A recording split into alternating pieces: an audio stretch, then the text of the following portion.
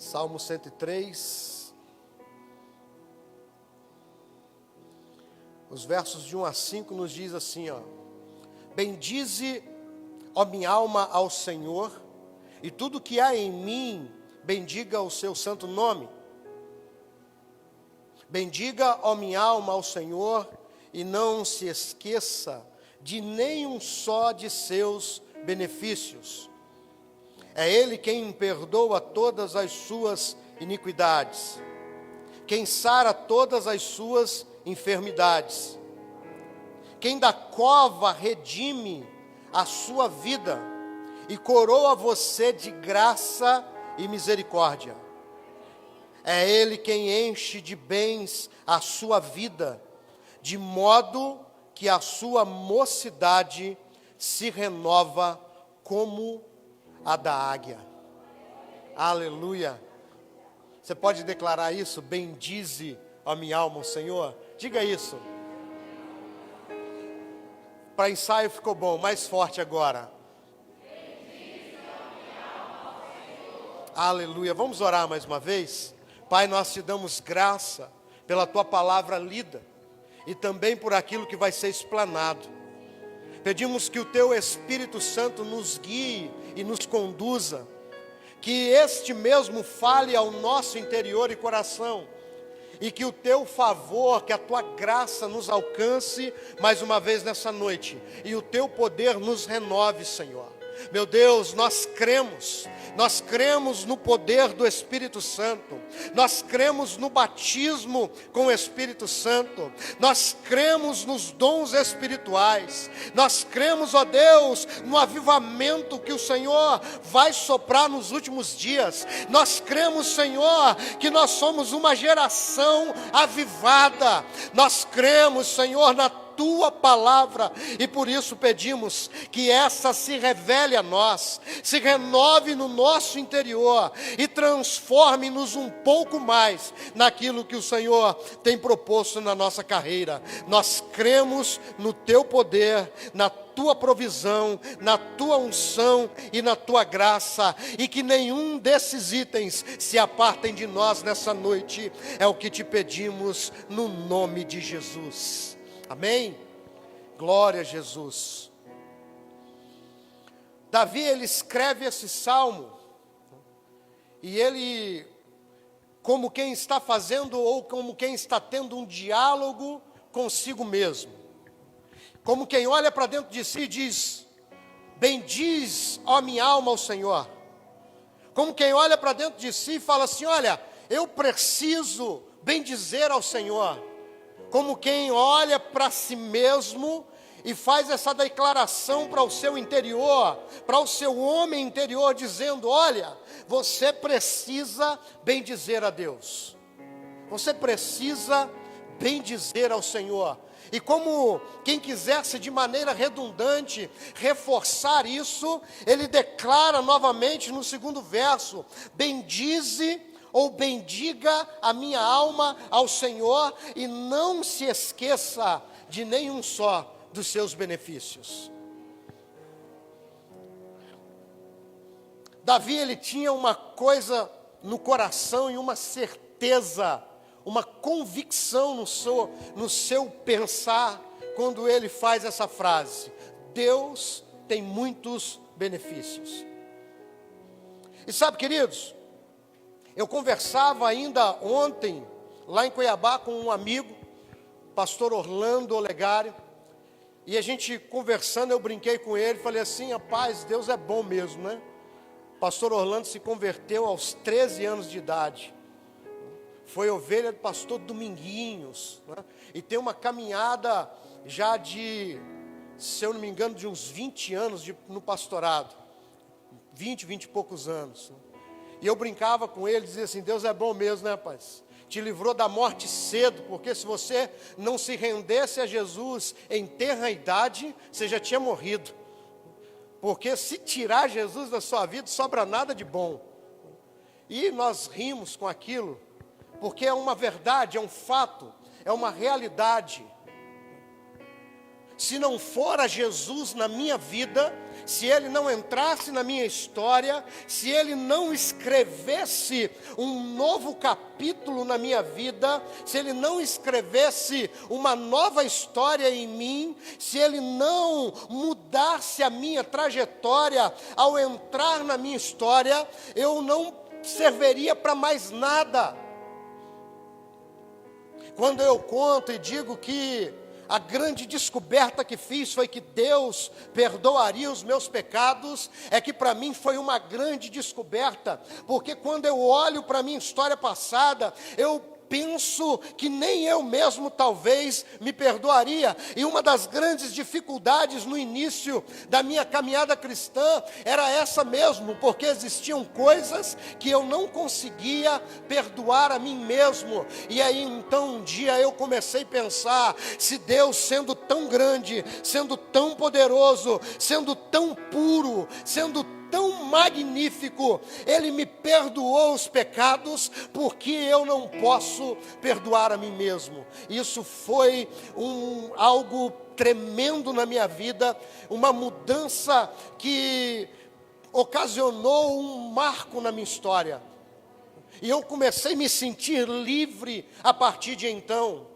E esse salmo, ele fala muito disso. Jesus, ele entrou na nossa história, ele entrou na nossa vida para mudar a nossa história, para dizer para nós que não depende daquilo que fazemos, nem do que realizamos, que não depende da nossa história passada, do que aconteceu anteriormente, seja qual for a situação, seja qual for os erros, sejam qual forem os pecados, não importam, ainda que eles sejam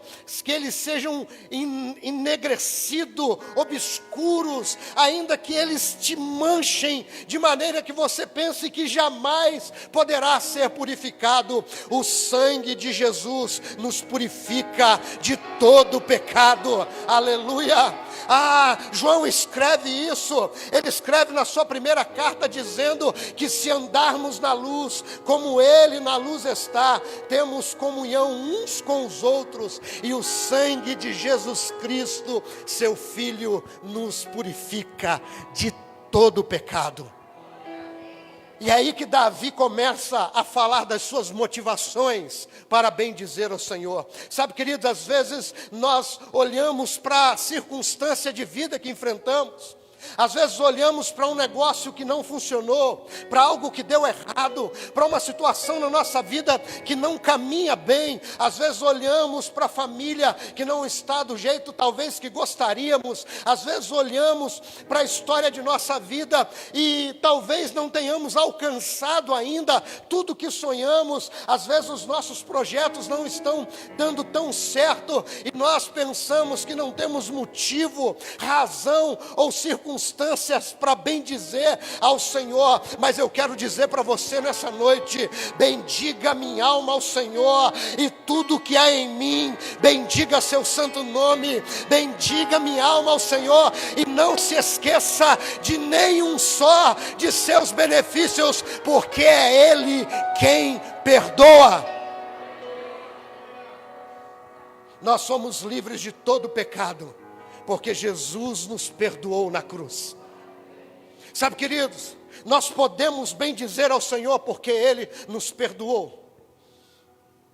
Se nós fôssemos esperar o perdão, talvez, de um outro ser humano, de alguém comum como nós, talvez se nós fôssemos querer pensar como o homem pensa, com a limitação humana, para perdoar alguém, nós também não teríamos essa capacidade. Porque a primeira coisa que nos vem à mente quando somos feridos, quando somos atacados, quando somos atingidos, é o desejo de nos vingar ou de nos ver vingados. É por isso que ainda nós encontramos muitos crentes que conhecem pouco de Deus, muito menos de sua palavra, orando e pedindo para Deus se vingar, mandando Deus matar. Eu já vi gente orando para que o outro ficasse aleijado. Eu já vi gente orando e dizendo: tomara que ele choca contra outro carro, ou que bata de frente de uma carreta nessa viagem. Ei, pessoas que fazem isso não entenderam ainda o perdão de Deus. Sabe por quê? Porque se nós olharmos para nossos pecados, nossos próprios pecados, podemos ter uma só certeza: não merecemos nada do que temos. Tudo que merecíamos éramos ser condenados ao inferno e lançados lá. Esse é o preço do pecado. O salário do pecado é a morte. Mas eu quero dizer para você que Deus não põe um ponto final nessa frase. Ele põe uma vírgula e declara: o dom gratuito de Deus é a vida em Cristo Jesus, porque Ele já nos perdoou. Bendize. Mas Davi não para por aí. Ele encontra motivos para bendizer ao Senhor, e entre os motivos que ele encontra para bendizer ao Senhor, ele diz: bendize a minha alma ao Senhor, porque Ele cura. É Ele quem sara todas as suas enfermidades. Aleluia. Sabe, queridos, nós vivemos um momento difícil. No meio ainda, alguns já dizem que nós estamos chegando à pandemia final, outros já falam de pós-pandemia, alguns ainda dizem que é pandemia. Qual o momento que, dentro desse raciocínio que vivemos, eu ainda não sei dizer. Mas eu sei que nesse tempo nós perdemos muitas pessoas, pessoas que amávamos. A nossa igreja teve a infelicidade de perder 2 membros, um deles muito próximo da gente. Nós perdemos recentemente um amigo muito chegado, um casal de pastores muito chegado da gente. Amigos que caminhávamos juntos já há mais de 10 anos.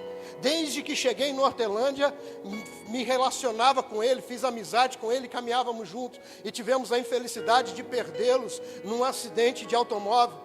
Membros, co-pastores do pastor Gilvan, que inclusive essa pessoa simpática, esse homem de Deus que me acompanha, sempre a gente tem caminhado junto também.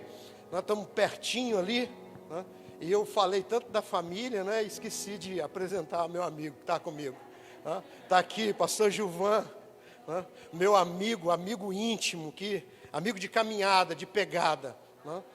Deus é bom com a gente, sempre põe gente do nosso lado que nos impulsiona, que nos dá uma palavra de vitória, né? E que nos momentos difíceis estão junto com a gente. Pastor Gilvan é esse tipo de amigo, e eu louvo a Deus pela sua vida, meu companheiro. Com pastores lá na igreja dele, tiveram um acidente de automóvel e os 2 partiram. O casal se foi. E foi muito pesado, muito chocante para nós. Nós ficamos aterrorizados com aquilo. Pessoas que tinham tantos planos, tantos sonhos, tantos projetos. Trabalhávamos alguns projetos em parcerias, sonhávamos algumas coisas juntos. E talvez eu não seja o único a ter perdido alguém que amava, alguém próximo, algum amigo. Eu creio que no meio dessa multidão que vemos aqui hoje, alguém deve ter perdido, alguém sobe da notícia de alguém que perdeu. E nós vivemos um tempo tão difícil, quando todo mundo fala em doença, ninguém mais quer tirar máscara, gente com medo de visitar, gente com medo de bater a porta, gente com medo de estender a mão para apertar a mão de alguém, gente que às vezes é uma confusão, você estende a mão para cumprimentar, o outro vem com a mão fechada para dar um soco, às vezes você leva a mão assim, o outro vem com a mão aberta, você já nem sabe mais o que faz ou como faz. E nesse tempo nós temos visto tanta gente oprimida, tanta gente opressa, parecendo que se esqueceu ou não entende mais que é Deus quem está no controle de todas as coisas. Sabe, queridos, nós não precisamos ter medo de mal algum. O salmista escreve também que 1000 cairão ao seu lado, 10.000 à tua direita, mas você não será atingido. Ei, a palavra de Deus declara: praga nenhuma chegará à tua tenda. E talvez você me questione dizendo: mas pastor, quantos pastores, quantos crentes que morreram ou que foram agora nesse tempo? Ei, crente não morre, passa da morte para a vida, é promovido às mansões celestiais, vai para a eternidade. E o que nós tememos então? Não precisamos temer mal algum. Ei, querido, eu não estou dizendo para você ser desleixado, não tomar cuidado, não ter uma boa higiene, nem cuidar da sua saúde e nem ter cuidados para não se contaminar. Pelo contrário, eu recomendo muito isso. Eu não estou dizendo para você não tomar vacina, pelo contrário, eu tomei as 2 doses, eu recomendo que você se vacine também. Mas o fato é que a nossa confiança não precisa e não pode estar nem na vacina, nem nos médicos, nem na medicina, nem na ciência. A nossa confiança está em Deus, porque é Ele quem cura de toda a enfermidade. Nós confiamos e esperamos nele. Se Ele não curar, é porque o propósito dele é sempre maior do que o nosso, é sempre maior do que o nosso. Se a enfermidade levou alguém, é porque Deus o promoveu,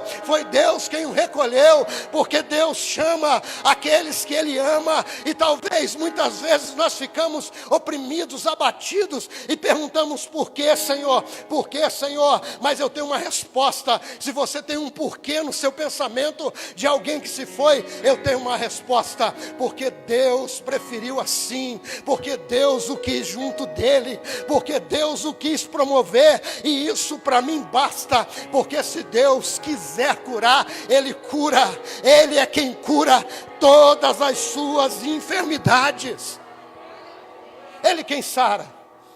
E o meu Deus, o seu Deus, o Deus a quem servimos, Ele não cura apenas a enfermidade do físico, Ele também cura a alma. Davi está falando com a sua alma e dizendo: bendize a minha alma ao Senhor, porque a rejeição Deus também cura, o abandono Deus também cura, a violência Deus cura.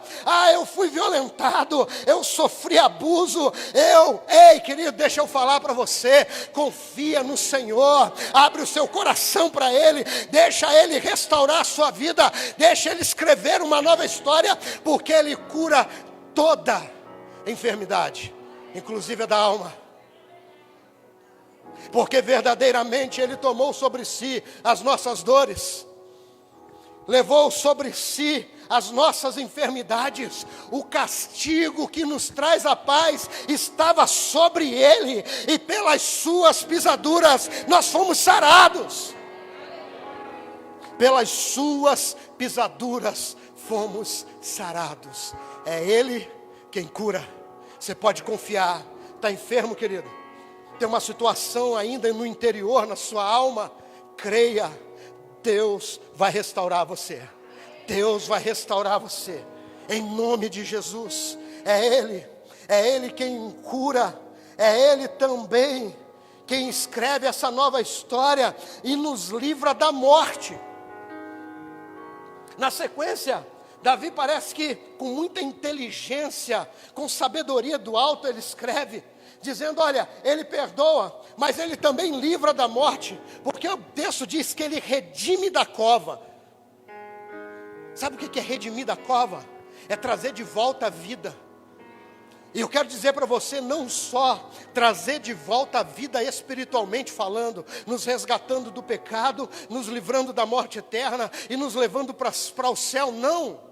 Não, Ele nos redime da cova, Ele nos dá uma nova vida, uma nova história, para vivermos ela abundantemente. Porque quando a Bíblia fala de vida, ela fala em 2 termos, ela fala de vida abundante e vida eterna. Vida abundante e vida eterna.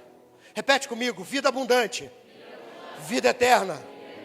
Sabe qual é a diferença, querido? É que a vida eterna é aquela vida que você vai viver eternamente com o Pai, glorificando o nome dEle, lá no céu, na eternidade, junto com Jesus, com os anjos e com todos os salvos que creram na salvação que há em Cristo Jesus em todos os tempos.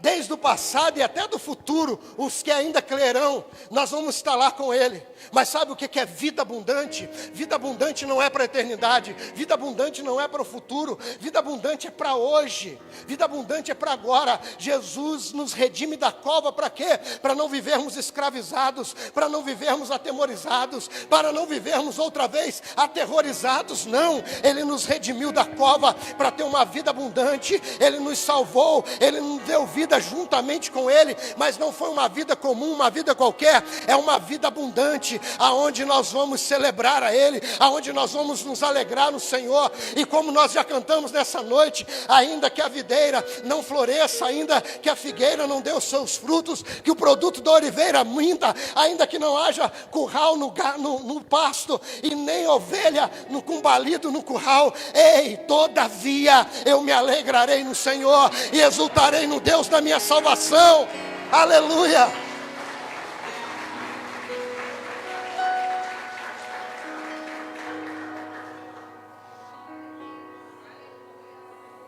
A vida abundante que Deus tem para nós não está mencionada pela circunstância que vivemos. Muitas vezes, quando falamos de vida abundante, pensamos na nossa circunstância, o que está acontecendo conosco, a escassez financeira, o desemprego. E nos esquecemos que o apóstolo Paulo escreve aos Romanos no capítulo 8, dizendo: que diremos, pois, acerca dessas coisas? Se Deus é por nós, quem será contra nós? Aquele que não poupou nem mesmo o seu próprio filho, antes o entregou por amor de nós, não nos dará juntamente com ele todas, não é algumas, não é um pouco, todas as demais coisas. Quem intentará acusação contra os escolhidos de Deus? É Deus quem os justifica. Aleluia. Quem nos separará do amor de Cristo? A morte, a perseguição, a fome, a nudez, perigo, espada. Porém estou bem certo, olha o que o apóstolo Paulo declara: porém estou bem certo de que nem a morte, nem a vida, nem anjo, nem principado, nem coisas do presente, nem coisas do futuro, nem poderes, nem altura, nem profundidade, nem qualquer outra criatura poderá nos separar do amor de Deus que está em Cristo Jesus, o nosso Senhor. Ele nos ama e Ele cuida de nós, não é pela circunstância, não é pelo que acontece, é pela confiança que precisamos depositar nele. Nós precisamos crer nessa palavra. Nós declaramos que Ele cuida de nós, que Ele perdoa, que Ele cura, que Ele redime e que Ele é quem nos dá uma vida abundante. Precisamos crer e viver essa vida abundante, apesar do que as circunstâncias estão dizendo, porque se olharmos para a circunstância, se olharmos para a tribulação, se olharmos para os perigos, nós não vamos viver uma vida abundante, nós vamos viver uma vida encarcerados, nós vamos viver uma vida de medo, nós vamos viver uma vida recluso. Deus não nos chamou à reclusão, pelo contrário, Ele tem dito: ide e pregai o evangelho a toda criatura, ide por todo mundo e pregai. É para você ir, querido, é para você ir, é para você ir, é para você avançar, é para você continuar, é para você vencer. Sabe por quê? Porque no mesmo texto que eu citei agora há pouco, no verso 37 do capítulo 8 de Romanos, o apóstolo Paulo diz que por amor dele nós somos entregues à morte o dia todo, mas em tudo nós somos mais do que vencedores, porque Ele nos amou. Aleluia. É Ele, não é outro. Podemos confiar, é Ele quem nos livra da morte, nos enche de graça, de misericórdia, de bondade em todo o tempo. Entre outras coisas, Davi o bem diz, dizendo: é Ele quem nos enche de bens. Sabe, queridos, tem gente que ainda nos dias de hoje pensa, acredita que prosperar financeiramente é pecado. E a minha Bíblia, eu não sei se está na sua, talvez a sua tradução seja diferente, Mas aqui você usa a NVI, né, pastor? Eu uso a Nova Almeida, atualizada. Mas ela diz aqui, eu acho que na NVI também. E se você parar para pensar nas traduções mais antigas também, depois você pode corrigir. Mas ela está dizendo aqui, é Ele quem enche de bens a sua vida. Verso 5. Sabe, queridos, Deus também quer nos fazer prosperar. Deus também quer nos fazer próspero. Mas o problema é que muitas vezes nós não cremos na prosperidade que já está nas nossas mãos. Eu vi um crente uma vez chamando o salário dele de merreca. Falou, essa mixaria que eu ganho não dá para nada. O cara já pega o negócio amaldiçoando ele. E do outro lado, eu já vi gente que ganhava salário mínimo de aposentadoria, de INSS. E toda vez que ia no banco sacar o dinheiro, chegava em casa, colocava o dízimo dentro do envelope, colocava uma oferta e orava, dizendo, Deus, eu te agradeço, porque para muitos isso é só uma mixaria, mas para mim é o meu sustento que o Senhor me deu. Sabe, querido, essa irmã que a gente conhece, que conta esse testemunho, ela diz assim, Deus, eu te louvo, porque aqui está o meu sustento, e eu creio que com a tua bênção, como diz a tua palavra no livro de Provérbios, esse pouquinho que muita gente acha que é pouquinho, que para mim é muito, porque junto dele está a bênção do Senhor. E ela disse que todo mês fazia essa oração. E aí ela contando, sabe, pastor, eu já emprestei 5 mil para um filho, eu já dei 2 para o outro, eu já emprestei 3 para o outro. Eu nunca recebi de volta, nem quando quiseram me pagar, porque todas as vezes que eles saíram do aperto e vieram trazer, eu já tinha 2, 3 guardado de novo. O meu dinheiro prospera. Sabe, queridos, muitas vezes nós, em vez de bendizermos ao Senhor por aquilo que temos nas mãos, nós maldizemos. Porque quando eu pego o resultado do meu trabalho, ou o resultado da aposentadoria dos anos de trabalho que eu dediquei, o resultado de um benefício que foi estendido a mim, porque tem muita gente que ainda pagando imposto e me sustentando, me mantendo indiretamente. Em vez de eu bendizer ao Senhor por aquilo que veio na minha mão, eu amaldiçoo.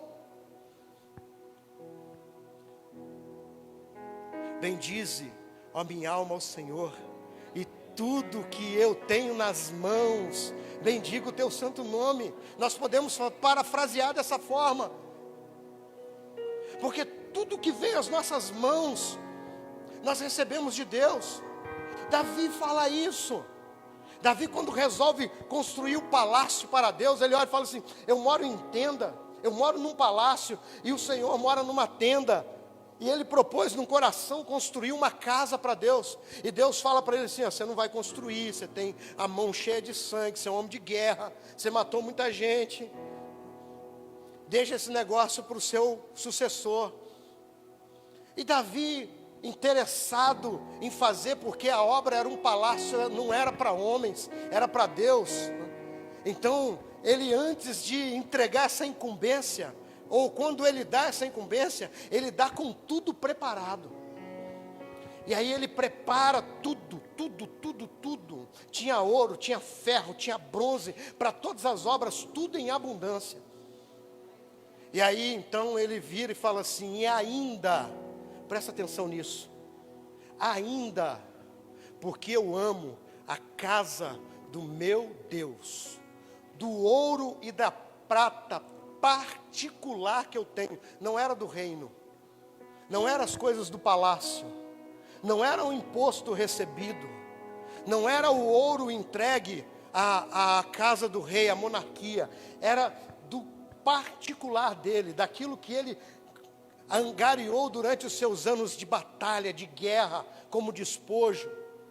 Ele diz: ainda porque eu amo a casa do meu Deus, da minha particularidade, do ouro particular, da prata particular que eu tenho, eu dou para a casa do meu Deus, além de tudo que já foi reservado. Tinha em abundância, ele ainda ofereceu a Deus. E aí quando ele ora para agradecer por essa oferta, ele fala algo tremendo. Ele diz assim: Senhor, das suas próprias mãos é que nós te damos. Porque ele reconhece que tudo que ele tinha por domínio ou por posse pertencia a Deus. Foi Deus quem deu, foi Deus quem abençoou. E eu quero te dar um conselho, querido. Talvez você seja uma dessas pessoas que olha para o resultado do trabalho e fica frustrado, fica triste, acha que é muito pouco. Comece a bendizer ao Senhor pelo que você tem nas mãos. Sabe, queridos, eu comecei o pastoreio abrindo mão de um emprego aonde eu ganhava um pouquinho mais de 2 salários mínimos na época, com a estabilidade de ser funcionário público, efetivado no município de Rosário Oeste. Abri mão.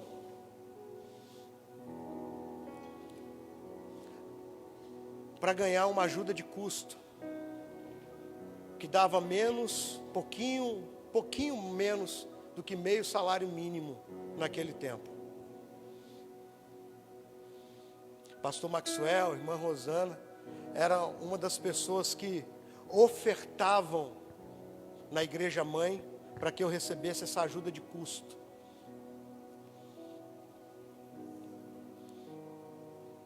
Mas eu nunca deixei de bendizer ao Senhor pela vida da igreja e pelo ganho que eu tinha para sustentar a minha casa.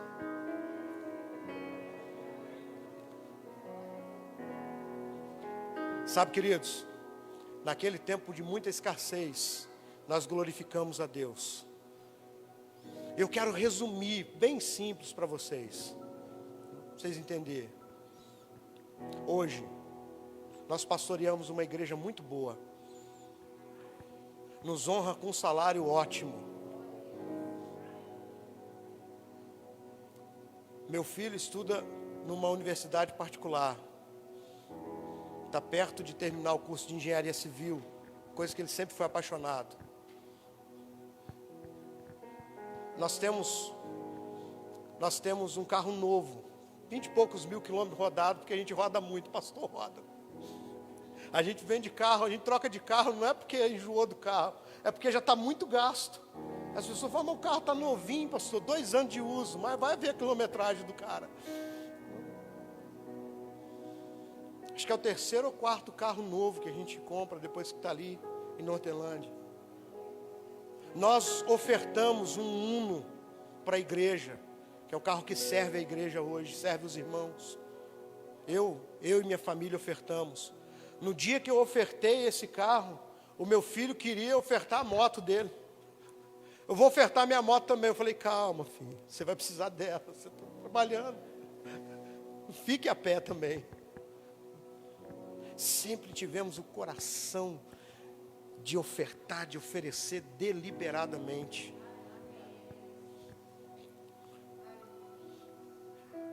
E Deus tem nos honrado, nos abençoado. Comece a bendizer ao Senhor pelo pouco que você tem nas suas mãos. Palavra muito propícia no dízimo. Aquele que é fiel no pouco. E sabe, querido, ser fiel não pode ser pela metade. Ser fiel não pode ser 90%. Ser fiel não é 99%. Não, eu sou fiel porque eu entrego de volta. Mas você é fiel em bendizer. Talvez hoje seja dia de você dar essa ordem para si mesmo, como Davi: bendize, ó minha alma, ao Senhor, e tudo que é em mim, bendiga o seu santo nome, porque Ele quer te encher de bens. Ele quer te encher de bens. E aí Davi encerra dizendo: de modo encerra essa parte, né? O texto continua para frente. De modo que a sua mocidade se renova como a águia. E eu quero terminar dizendo, depois de tudo isso, depois de perdoar, depois de sarar, depois de redimir da cova, depois de te encher de bens, Ele ainda renova você. Ele ainda te dá de novo vigor de juventude. Ele ainda te dá força para desfrutar do trabalho das suas mãos. Sabe, queridos, quando Joel fala que a promessa de Deus vem sobre os servos, servas, sobre os jovens e sobre os velhos, ele diz, e os velhos terão sonhos. Às vezes a gente olha e fala assim, eu estou velho demais para sonhar com isso. Eu estou velho demais para sonhar com esse negócio. Deixa eu dizer para você, querido, você está novo demais, porque Deus tem renovo para você. Você pode sonhar grande, sonhar muito, porque o Deus que realiza sonhos é o seu Deus. Você pode bendizer ao Senhor hoje e dizer, eu ainda vou sonhar, porque Deus tem dado renovo para a minha vida. Está renovando a minha saúde, está renovando o meu vigor físico, está renovando para me caminhar, está renovando para eu correr e não me cansar, para eu caminhar e não ficar fadigado, para eu alçar voos altos como as águias. Bendize, ó minha alma, ao Senhor, porque é Ele quem renova as minhas forças para me poder construir, mesmo em tempos difíceis. É Ele quem nos renova, é Ele quem nos fortalece, é Ele quem faz tudo, porque Ele é tudo. E talvez o texto final, o prelúdio, o pós-lúdio dessa mensagem, seja o texto de Romanos 11, aonde nós dizemos, porque dele, por ele e para ele são todas as coisas, e a ele toda a glória para sempre.